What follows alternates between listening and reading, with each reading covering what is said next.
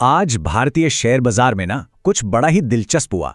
सुबह की शुरुआत तो काफी मजबूत थी, लेकिन फिर अचानक से सब कुछ पलट गया। तो चलिए पता लगाते हैं कि इस कहानी के तह में आखिर है क्या। तो सवाल यही उठता है कि एक इतनी शानदार शुरुआत के बाद आखिर बाजार ने अपनी सारी बढ़त गवा क्यों दी। आज हम इसी मार्केट मिस्ट्री को सुलझाने वाले हैं। जरा इन नंबर्स को देखिए। सेंसेक्स दिन के अपने हाई यानी 84,487 पर था और फिर वहां से गिरकर 84,206 पर आ गया। साफ है, इस गिरावट ने कई इन्वेस्टर्स को सोचने पर मजबूर कर दिया। तो चलिए इस मिस्ट्री को सुलझाने के लिए अपने पहले सुराग की तरफ बढ़ते हैं, और वो है प्रॉफिट बुकिंग यानी मुनाफा वसूली। देखते हैं कि इसका बाजार के गिरने से क्या लेना देना है। प्रॉफिट बुकिंग को ना ऐसे समझिए, मान लीजिए बाजार अच्छा चल रहा है, जैसा कि मंगलवार को हुआ था। तो बहुत से इन्वेस्टर्स क्या करते हैं, वो अपने जीते हुए पैसे को निकालने का फैसला करते हैं। मतलब अपने शेयर बेचकर जो भी प्रॉफिट हुआ उसे अपनी जेब में रख लेते हैं। और जब बहुत से लोग एक साथ ऐसा करने लगते हैं तो बाजार पर एक सेलिंग प्रेशर बन जाता है। और हाँ, ये जो बिकवाली का प्रेशर था ना, वो खास तौर पर उन सेक्टर्स में दिखा जो हाल फिलहाल में काफी तेजी से बढ़े थे, जैसे कि आईटी, पीएसयू बैंक्स और रियलिटी।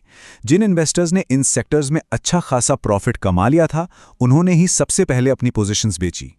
अच्छा, अब आते हैं इस पहेली के दूसरे हिस्से पर, कमजोर रुपया। देखिए, करेंसी के उतार चढ़ाव का मार्केट पर बहुत गहरा असर पड़ता है, और आज भी कुछ ऐसा ही हुआ।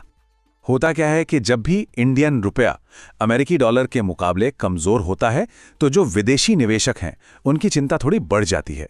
क्यों?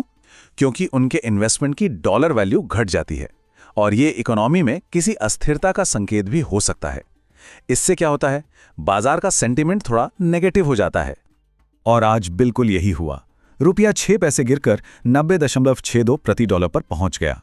अब ये सुनने में भले ही छोटा सा बदलाव लगे, पर यह इन्वेस्टर्स के मूड को बदलने के लिए काफी था।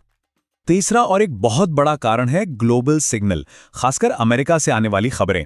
सीधी सी बात है, आज की दुनिया में सारे बाजार एक दूसरे से जुड़े हुए हैं।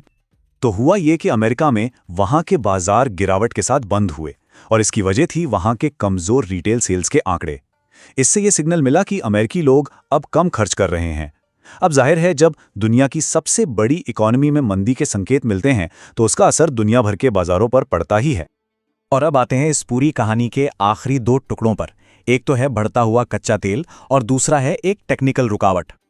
कच्चे तेल की कीमतें ये भी बाजार पर दबाव बना रही थी। ब्रेंट क्रूड की कीमत बढ़कर $69.32 प्रति बैरल हो गई। देखिए, जब भी तेल महंगा होता है तो ये भारतीय अर्थव्यवस्था के लिए अच्छी खबर नहीं होती, और इसका सीधा असर बाजार के मूड पर भी दिखता है। और अब एक बहुत ही इंटरेस्टिंग बात, एक टेक्निकल पहलू। HDFC सिक्योरिटीज के एक्सपर्ट देवर्ष वकील के मुताबिक निफ्टी के लिए 26,000 का जो लेवल था, वो एक बहुत ही जरूरी लेवल था।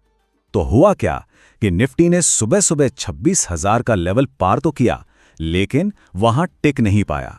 ये जो 26,000 का लेवल था ना, वो एक तरह से कह सकते हैं एक साइकोलॉजिकल दीवार बन गया था। मार्केट ने इसे तोड़ने की कोशिश तो की, लेकिन कामयाब नहीं हो पाया और वापस नीचे आ गया। इसी को कहते हैं टेक्निकल रेजिस्टेंस। तो अब हमारे पास सारे सुराग हैं।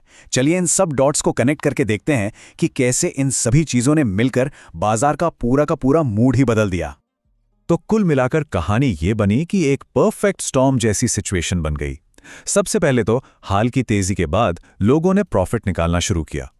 फिर कमजोर रुपए और अमेरिकी बाजार से मिले नेगेटिव संकेतों ने चिंता और बढ़ा दी। ऊपर से बढ़ते कच्चे तेल ने भी अपना दबाव बनाया, और आखिर में निफ्टी के लिए 26,000 का वो टेक्निकल रेजिस्टेंस, वो आखिरी वजह बना जिसने बाजार को नीचे की ओर धकेल दिया। और ये सब हमें एक बहुत बड़े सवाल पर लाकर खड़ा कर देता है।